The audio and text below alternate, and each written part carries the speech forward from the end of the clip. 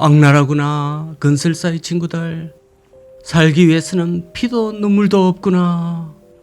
무슨 사연인지 강발과 함께 출발해 보실까요? 저 위에는 22년 동안 잠들어 있습니다. 자, 여러분 반갑습니다. 안녕하십니까, 강호발. 지금 동서고가도로를 시원하게 달려가고 있습니다. 제일 재불 동포님들, 수년 전에 보셨을 이 남도의 자랑, 태평양의 대문, 이 부산 시내를 오랜만에 보시니까 자, 느낌이 좀 어떠신지요? 옛날에 피난 와서 산꼭대기 판자쪽 짓고 제축국사에서 두부사에서 하던 그 시절 생각하시다가 이렇게 상전벽해 된 이 부산의 모습을 보시니 감회가 새로우시죠? 부산의 거울이 이렇게 변했습니다. 자, 여전히 동서고가도로는 차가 많이 막힙니다. 예전에 동서고가도로에 600원을 던져야 차단기가 올라가던 그 시절이 있었는데요. 정말 그때는 필수로 동전 6개를 챙겨 다녀야 했습니다. 근데 요즘은 프리 패스입니다. 자, 여기 서면 중국의 상하이 같은 느낌이 좀 드시죠? 가슴이 뻥 뚫리지 않습니까? 부산에 사시는 시청자분들이야 매일 보는 광경이겠지만 타지나 외국에서는 또 자주 못 보는 장면이라서 한번 길게 찍어봤습니다. 여기 동서고가도로 바로 옆에 또 부산에서 제일 한가운데 중심지에 자리 잡고 있는 이 네오스포라는 주상복합 상가 건물, 여기는 엄청난 아픔과 비밀이 22년째 잠들어 있습니다. 그 피해자분들 중에는 그동안의 고통으로 스스로 생을 마감하신 분들도 있고요. 또 아픔을 가슴에 묻고 그 형극의 세월을 묵묵히 견뎌온 분들도 많이 계십니다. 이혼이나 아니면은 또 몸의 질병, 그 둘 중 하나는 거의 기본으로 간직하고 살았을 세월인데요. 자, 여기 그 비극이 펼쳐져 있습니다. 강발TV는 개인 유튜브이기도 하고 건물에 진입하기도 좀 한계가 있고 또 관계자 섭외도 어려운 관계로 제보와 보도 자료를 바탕으로 최대한 쉽게 요약해가 설명을 한번 드려보겠습니다. 더 심층적으로 관심이 가시는 분은 MBC PD 수첩을 참고하시기를 바랍니다. 참 신기한 것이 주상복합인데도 위층 아파트 구역은 총 782세대 모두가 멀쩡하게 아무 문제 없이 잘 살고 계십니다. 이 밑에 상가구역이 1층에서 4층까지 그리고 지하도 1층까지가 싹 잠들어 있습니다. 전기, 수도 모두 끊긴 지 오래되고요. 겉보기로는 멀쩡합니다. 아무 탈 없이. 내용을 모르고 일상적으로 여기를 지나치다 보면 이런 사연이 숨어 있다는 것을 아무도 모를 겁니다. 자, 지금부터 이 비극의 내용을 간략하게나마 설명을 드리겠습니다. 1996년도에 당시 부산의 남대문, 동대문을 만들겠다는 취지로 분양자들을 TV 광고까지 동원해서 모집했고요. 부산 시민뿐만 아니라 전국에서 상당한 관심을 보이며 약 1000명이 넘는 상인들이 퇴직금과 적금을 깨서 분양시장에 뛰어들었습니다. 그때가 하필 IMF 직후였기 때문에 명퇴 인구도 많고 또 먹고 살 일이 많지가 않아서 많은 사람들이 이쪽 구분 상가를 분양받고 생계를 유지하려고 했던 그런 때입니다.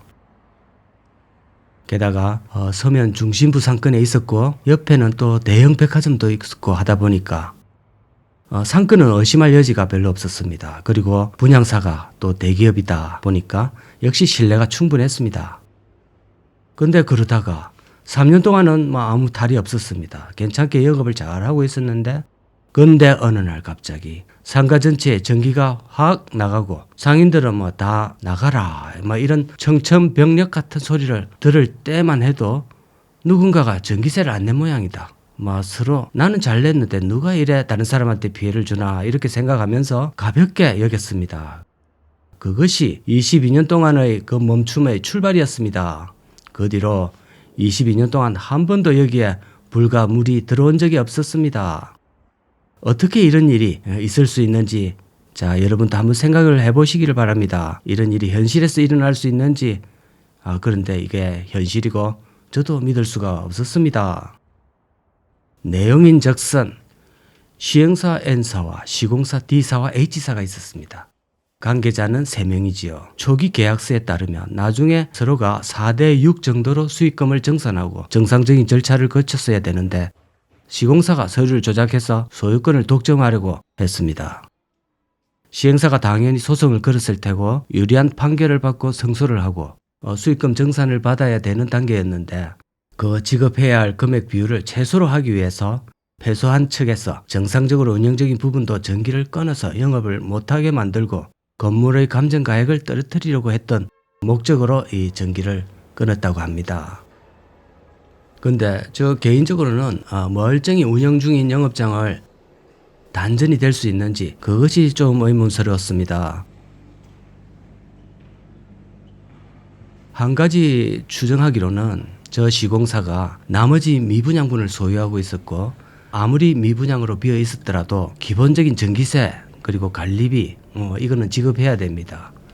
시공사 측이 한 달에 부담해야 할 관리비만 2천만 원 정도가 넘고 거기다가 전기세까지 합치면 수천만 원 아니면 수억에 달하는 비용을 내야 되는데 이것을 안 내고 그냥 배째라 이거를 시전해 주시니까 40%에 속하는 개인 영세업자들이 전기세 연체의 피해를 공동으로 받아버렸다고 이렇게 생각이 되거든요. 저 사람들이 나머지 53% 미분양분의 전기세와 관리비를 냈으면 모를까. 그것은 개개인이 감당하기에는 무리였을 거라고 보입니다. 그렇게 일단 추정이 됩니다. 부산의 동대문 시장으로 분양 초에는 관심을 엄청 받았겠지만 막상 뚜껑을 열어보니 미분양분이 50%를 넘어서게 된 것입니다. 자, 그래서 제가 봤을 때는 시공사 측이 골치 아픈 미분양분이 해결될 것 같지가 않으니까 뭔가 조금 편법을 써서 헐값에 이름 모를 업체에다가 완전히 넘겨버리고 서류상으로 손을 완전히 털어버린 것이죠. 자, 여기서 우리가 알고 넘어가야 할 부분이 있습니다. 분양받은 건물이 임대가 안 됐을 경우 관리비가 작게는 평당으로 쳐서 한 2, 3만 원, 많게는 7만 원 이상씩 나가는 경우가 있습니다. 30평으로 계산해 보면 임대 수입도 없는 상가에서 매달 기본적으로 나가야 되는 관리비가 100만 원이 넘고 그 당시 대출 이자는 또 엄청 높았을 거니까요. 매달 이자가 수십만 원에 또 전기세, 물세, 또 게다가 재산세가 1년에 2번씩 나옵니다. 자, 그렇게 되면 아무런 수입도 없는 건물에서 내가 부담해야 할 돈이 얼마가 되는지 잘 한번 계산해 보시기 바랍니다. 이 유령상가 분양받았던 분들은 22년째 가슴이 무너지는 저 재산세와 관리비를 꼬박꼬박 내고 살았을 겁니다. 합병이 안 나고 우울증이 안 나는 세월이 되겠습니까? 수상한 것은 또 있습니다.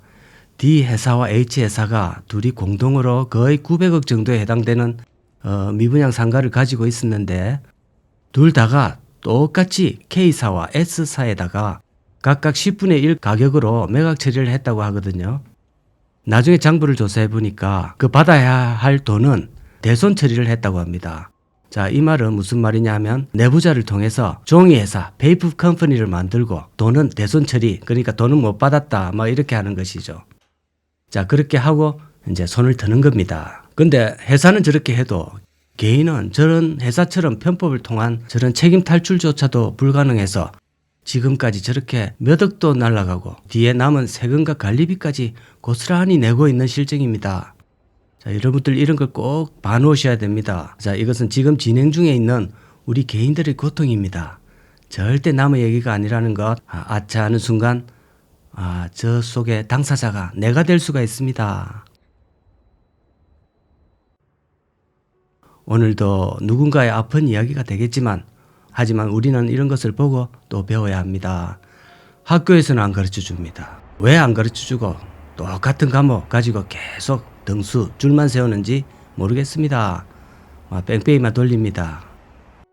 하긴 제 주변에 교장 선생님들도 퇴직금 많이 날리고 있다는 그런 소식을 종종 듣습니다. 그럴 판국에 그분들이 누구의 경제를 가르쳐 주겠습니까? 자, 오늘도 시청 감사드리겠습니다.